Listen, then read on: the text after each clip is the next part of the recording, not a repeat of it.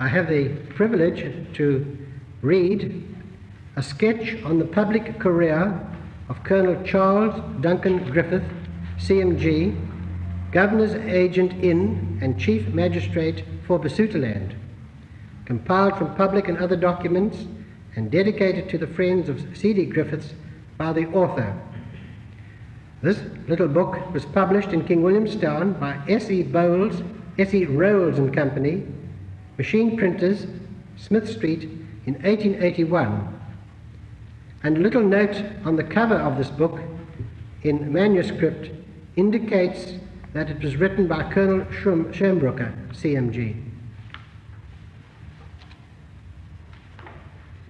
Charles Duncan Griffith, son of Charles Griffith Esquire, a retired first lieutenant in the Royal Marines, afterwards for many years barrack master at Grahamstown, and subsequently one of the pioneer sheep farmers in the district of Albany, where he first introduced the merino breed of sheep into the colony and carried on successful farming operations at the farm Burnt Crawl near Grahamstown, entered public life in the service of the Cape Colony in 1846, when the colony was involved in a desperate struggle with the tribes of the Amakosa race, and when Colonel, afterwards General, Sir Henry Somerset held command on the eastern frontier.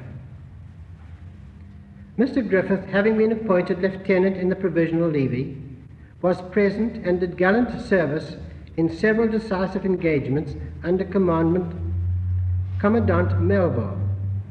Reinforcements being urgently required, Lieutenant Griffith obtained a commission to recruit fresh levies in the western districts, and having proceeded to George, soon raised a remarkably efficient corps, with which he rejoined headquarters, undergoing all the hardships and danger of the war on the frontier, narrowly escaping death by starvation and fever at the Kai, and the enemy's assegais in the attack made on Major Hogg and his party. The end of the war came in 1847, when Sir Harry Smith, then governor of the Cape Colony, developed his plans for the future good government of the frontier tribes and districts. In this capacity, Lieutenant Griffith successively occupied Fort Hare, Fort Cox, Victoria Post, Fort Montgomery Williams, Junction Post, and Claas Smith River, whilst Sir Harry Smith conveys his entire approval through Colonel McKinnon to Lieutenant Griffith and his brother officer, Lieutenant Ross, for their conduct in the operations against a large party of Bushmen marauders who had been committing many depredations and causing much annoyance to their neighbours near the sources of the Indri. Sir Harry Smith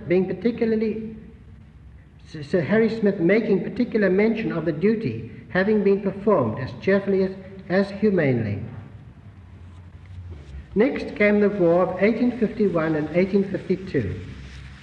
In December 1850, Lieutenant Griffith was ordered to proceed from the Claas Smith River to Fort Cox, where he arrived on the 20th of the same month, and 2 days afterwards took an active part with his police in supporting Captain, now General Sir J.J. Bissett, of the Cape Mounted Rifles.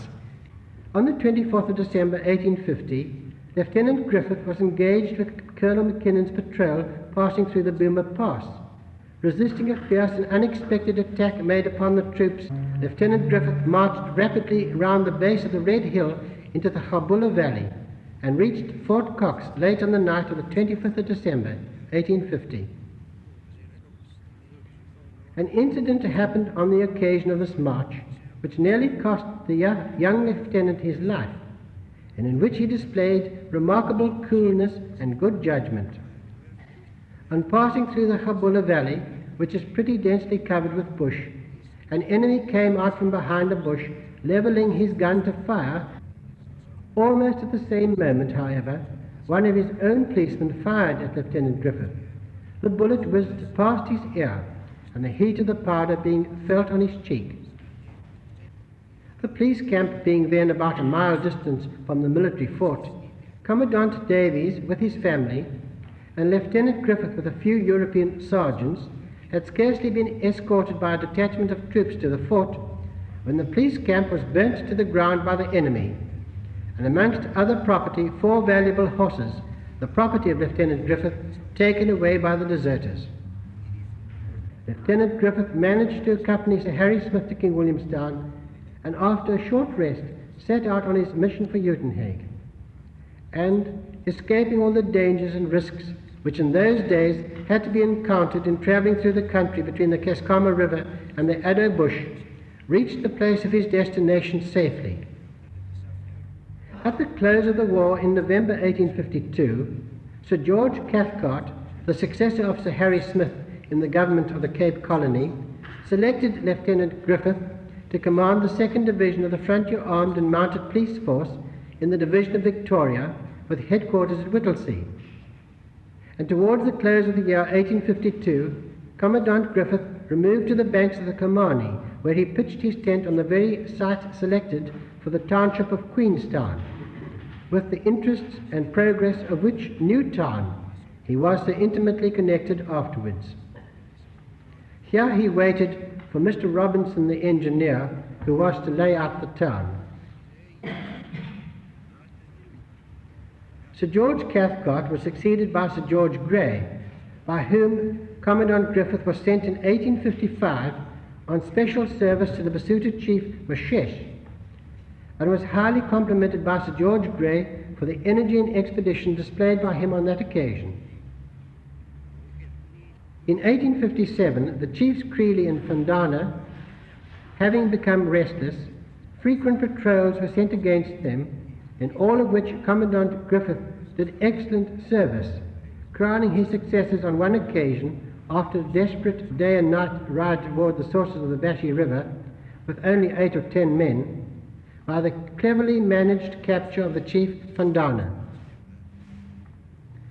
The many distinguished services rendered to the government of the Cape Colony in critical times by Commandant Griffith was at last acknowledged and substantially rewarded when Sir George Grey in June 1858 selected Commandant Griffith especially to the position of Civil Commissioner and Resident Magistrate for the Division of Albert, and only 12 months later promoted him to the first class, the noble assistance accorded to him by my friend and co-adjutor, Commandant General Griffith, who has been throughout at my right hand. Commandant General Griffith continued in command of the colonial forces until September 1878, when he resumed the government of Basutoland as governor's agent and chief magistrate. How much Colonel Griffith had endeared himself to the Basuto nation by his former administration of Basutoland will appear from a petition addressed by all the chiefs to Sir Bartle Frere in September 1877, when Colonel Griffith was removed from Basutoland to take over the command of the Frontier Armed and Mounted Police. The petition, together with the answer thereto of the then Secretary for Native Affairs, Mr. Brownlee, as also a letter in reference to the same addressed to Sir Bartle Frere by Earl Carnarvon, will be found in the annexures. Shortly after the arrival of Lieutenant General the Honourable F.A. Thesiger on the frontier, the then Colonial Secretary, Mr. Sprigg, was most anxious to secure the services of Colonel Griffith again permanently for the government of Basutoland, and consequently entered into correspondence on this subject with Colonel Griffith on the 25th of April 1878. Military necessities made it, however, desirable that Colonel Griffith, although already destined to resume duty as governor's agent in Basutoland, should remain with the colonial forces until such time as an efficient successor might have been found to take over the duties of Commandant General. And thus Colonel Griffith remained at King Williamstown until Colonel Jarvis, CMG, was gazetted as Commandant General, and Colonel Griffith as Governor's Agent in and Chief Magistrate for Basutoland. Negotiations entered into by Mr. Sprigg in April 1878 had, however, become known in Basutoland immediately, and in like manner as Colonel Griffith's removal had called forth the petition of the Basuto chiefs in September 1877, so did his reappointment to the government of Basutoland call forth a hearty expression of joy and gratification from the missionaries of the parent Evangelical Missionary Society and from the traders. These addresses, together with other documents referring to Colonel Griffith's return to Basutoland, will be found in annexures. Suffice to say that the concluding sentences of the missionary's address ends thus: "We hail today with great satisfaction and with gratitude the good tidings of your arrival." In February 1879, the Moroisi Rebellion broke out, and at the special request of government, Colonel Griffith took command of the colonial forces dispatched to subdue the rebellious chief of the Bahutis. By general order dated King Williamstown, 4th of May 1879, Colonel Griffith was appointed Colonel Commandant of Colonial Forces in the field and on the borders of Basutoland. The Honourable the Secretary for Native Affairs, Mr. Ailiff, had come up from Cape Town, and on the 24th of May 1879 he addressed a letter to Colonel Griffith, conveying to him the satisfaction of the government with the manner in which he had conducted the operations against Moroisi.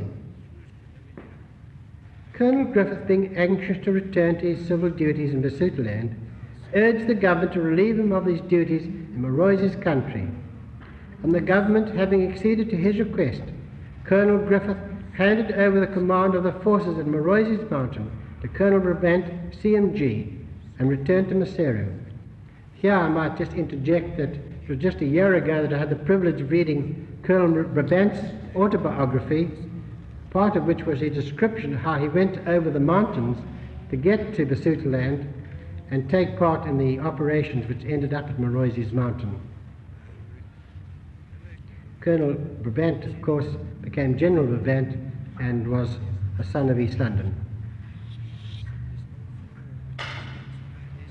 Moroisi's Mountain subsequently fell into the hands of the colonial forces, and the old rebel chief was slain, together with a number of brave followers.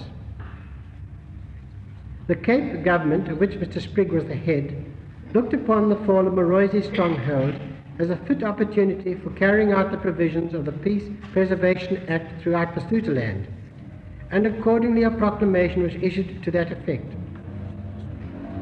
At the Great Pitso held at Maseru on the 16th and 17th of October 1879, at which Mr. Sprigg was present, the government policy was fully discussed, and the Basutos were publicly informed of the decision which the government had arrived at in regard to the carrying out of the disarmament policy.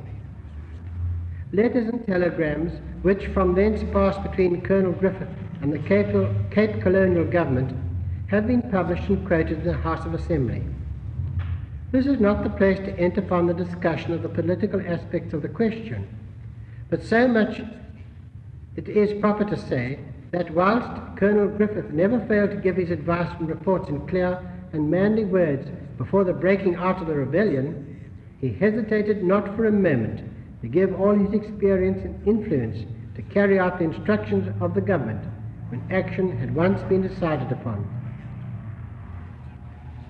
The Basutos, having become more and more determined in showing resistance to this armament, a crisis seemed imminent in July 1880. Such of the Basutos as had delivered up their arms in obedience to the orders of government were openly attacked by the chiefs Lero Thodi and Masupa, many of the loyal people being killed and all their property taken away. Rebellion was rife, and about the 18th of July 1880, Colonel Griffith, being warned of an impending attack upon Maseru, had to make preparations for the defence of the place at a moment's notice. And after dark, the shouts of the enemy were heard, and women and children fled into Maseru from the adjoining Basuto villages, when Colonel Griffith, having placed his family rapidly on the Free State side of the Caledon River, took command of a hastily fortified place, the stores of Messrs. J&J Irvin and Company, ready to hold and defend the place against the nation in rebellion. In August 1880, Mr. Sprigg once more tried the power of reasoning by a personal visit to Basutoland and to the chief Letsia, but failed. And with the attack on Mafeking by the chief Letho Rodi on the 21st of September 1880, commenced in earnest the Basuto Rebellion. In October 1880, Brigadier General Clark, C.B., entered Basutoland at the head of the colonial army, and Colonel Griffith's position became one of a diplomatic character. The history of the Basuto War is beyond the scope of this paper, but in the history of the peace negotiations, Colonel Griffith took the foremost position. All documents in connection with these negotiations have been recently published, Cape Argus, 10th of May 1881, and will be found in Annexure JJ. The firmness and manliness of Colonel Griffith shines lustrously in these documents, and the determined counsel which Colonel Griffith gave to Sir Hercules Robinson in the matter of the award forms really the solitary relieving feature in the series of military, political and diplomatic failures of the Basuto campaign. On the latest political changes, the Scanlon Ministry, having succeeded the Sprigg administration in the government of the Cape Colony, and after the publication of the award of Sir Hercules Robinson, together with all the correspondence that had passed between His Excellency and the Governor's agent, Colonel Griffiths considered it incumbent upon himself to suggest to ministers that the further conduct of peace negotiations and the future government of Basutoland should be entrusted to other hands. And the government acceded to this suggestion by granting Colonel Griffith a year's leave of absence, at the expiration of which he should be entitled to a pension according to the length of his service.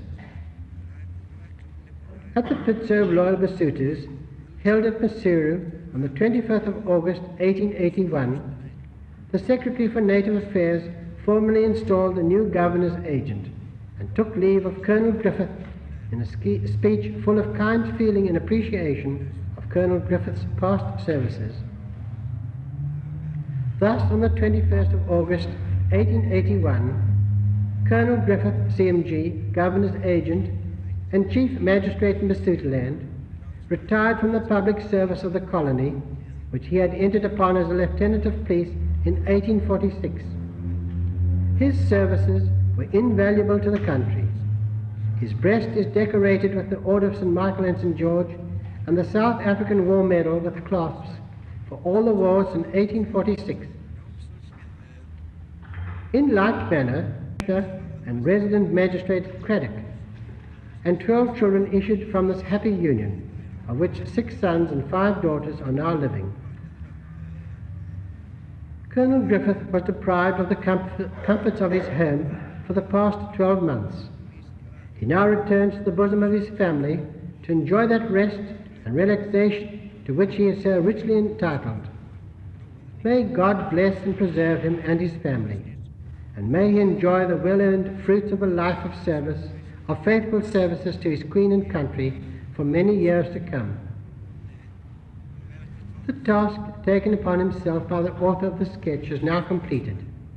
He has endeavoured to give a concise and truthful sketch of the public life and career of a public officer whose name has figured conspicuously in connection with some of the most eventful epochs of the history and development of the Cape Colony for the past 36 years.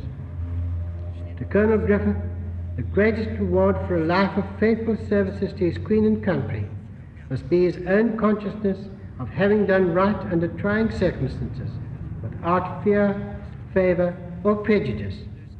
To the growing generation, and to those who are still young in the public service, the sketch of Colonel Griffith's public career should be a bright example of devotion to duty, to follow which ought to be their ambition.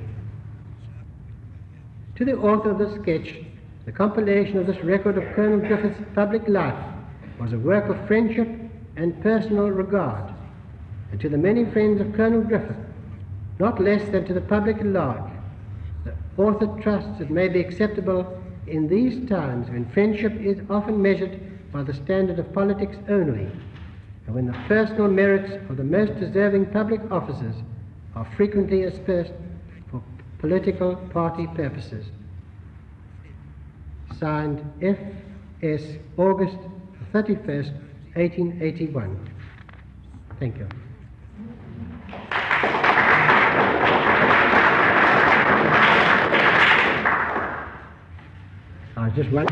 Well, I would just like to thank Mr. Brian Watson for his fluent and competent presentation of the story of Colonel Griffith. So I would like you to join me in a very hearty expression of thanks and approbation.